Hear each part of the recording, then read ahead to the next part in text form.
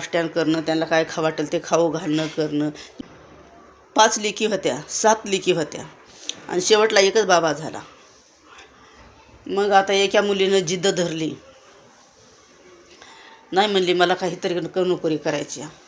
पोरीनं नोकरी केली.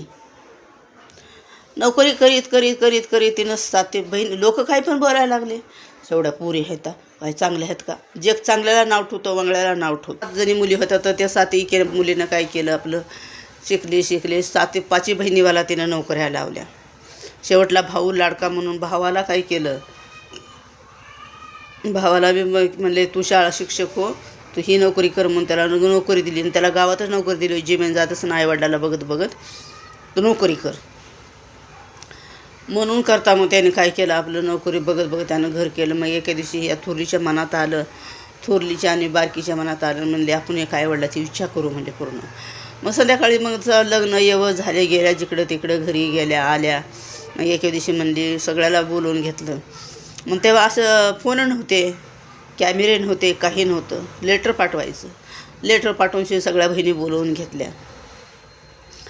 एवढं हातभरच लेटर होते, जास्त नव्हतं लेटर. थोडं जर बोलायचं असेल तर एवढंच लेटरवर बोलायचं, पण ते लिफाफात घालून द्यायचं.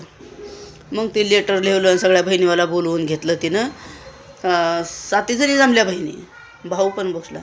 मग जेवायला खावायला केलं आपलं केलं. एके दिवशी आईवडिलांना म्हणले तुमची काय इच्छा आहे सांगा बरं आम्हाला, तुम्हाला कुठं जावं वाटतंय, तुम्हाला काय करावं वाटतंय, तुम्हाला काय खावं वाटतंय, काय लिहावं वाटतंय आम्हाला सांगा.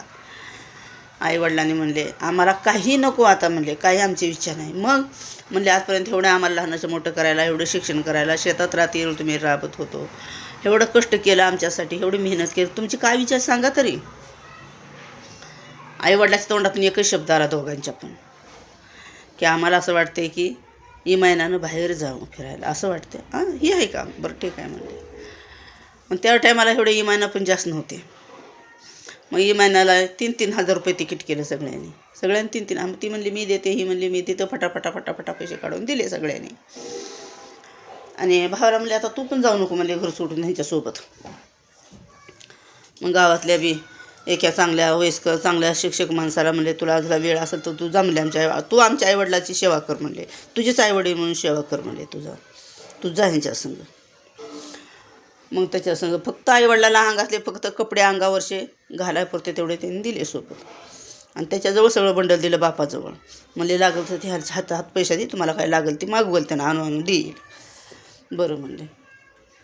गेले सगळं फिरून आणलं दाखवून त्यानं, ज्याला माहिती होती त्याला. त्याचं पण तिकीट काढलं, त्याला पण खर्च दिला. मग आता देव कुणाला पावला, सगळ्यालाच पावला का नाही, आईवडिला सेवा सगळ्यालाच पावली ना, पावली का नाही पावली बाबांनो. आधीच म्हणतात नेत तिथं बरकत.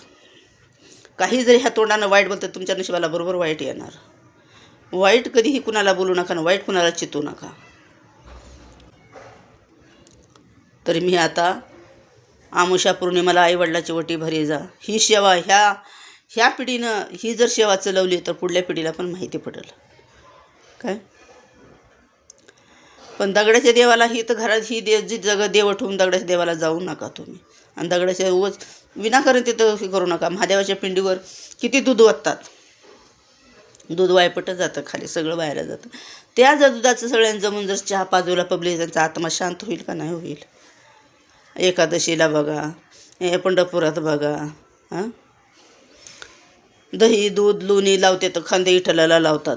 तीच लोणी सगळ्याला खायला द्या ना, थोडं सगळ्या लोणी खायला द्या, त्यांचा आत्मा आपण मग ते शांत होईल ना.